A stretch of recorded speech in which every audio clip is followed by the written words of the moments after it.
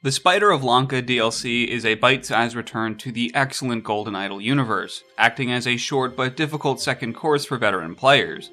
Its twists and turns are not quite as surprising on a return visit, and jumping back on the shark doesn't quite hit the same after the crazy escalation found in the base game, but what this DLC lacks in spectacle it makes up for in the soundness and cleverness of its puzzles, crafting the most challenging brain teasers yet. It's a no-brainer for those who played the original Golden Idol, and an obvious reminder to do so for those who haven't.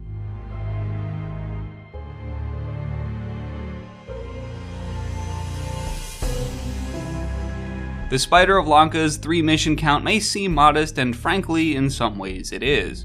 I clocked around 2.5 hours to rolling credits, but this mission count is more deceptive than it appears, because the fact that the Spider of Lanka isn't standalone means it doesn't need to spend any mission duration onboarding you. It comes out the gate with puzzle difficulty comparable to or exceeding that of the base game's ultimate challenges. The first mission of the game will have you not only performing the Golden Idol staple of putting a name to everyone on screen, but also inferring the rules and values of an in-universe card game by examining winning hands, and also identifying murderers, murderees, and the order in which said murders occurred. And therein lies probably its greatest strength, the fact that it's a concentrated dosage of multi-layered euphoria-inducing conundrums, and that those conundrums are perfectly calibrated for folks who have already rolled credits.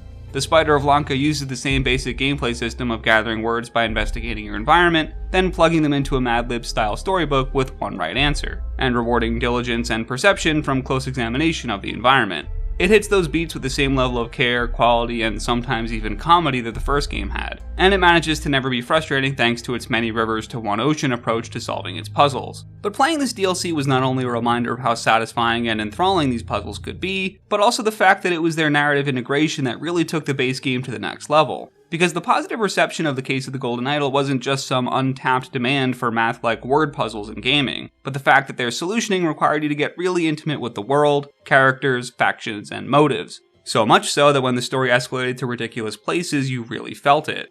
What started out as maybe a few accidents you'd very quickly identify was planned murder, and shortly after that you'd realize it was part of a grander conspiracy, and shortly after that you're in the middle of a theocratic takeover. The base Golden Idol went places, and being along for the ride as it departed the rails was an almost surreal experience. One that the Spider of Lanka doesn't really recapture, which I partially attribute to it being a direct prequel. It takes place in the years leading up to the base game's events, detailing the acquisition of the titular Golden Idol and how it came into the hands of Albert Cloudsley for Mission 1. It does tie everything up with a neat little bow, and you get the feel-good moment of the story circling back in on itself. Yet I'm not sure I needed to know how we got the Death Star plans as much as I wanted to go on another roller coaster.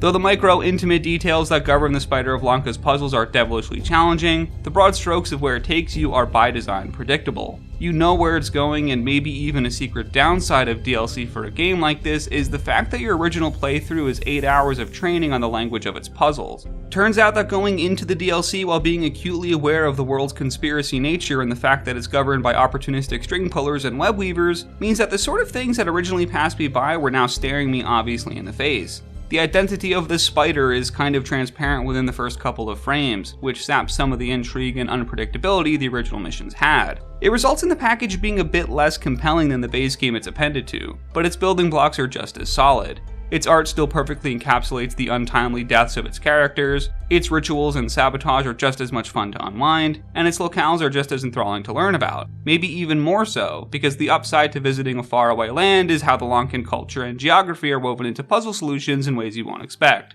It doesn't come out roaring with the same escalation of stakes and political intrigue, but its information gathering and thoughtful puzzles are none the worse for it. Following the afternoon you spend with it, you'll be yearning for more, and though the webs it weaves aren't quite as intricate as the first time, they're just as sticky.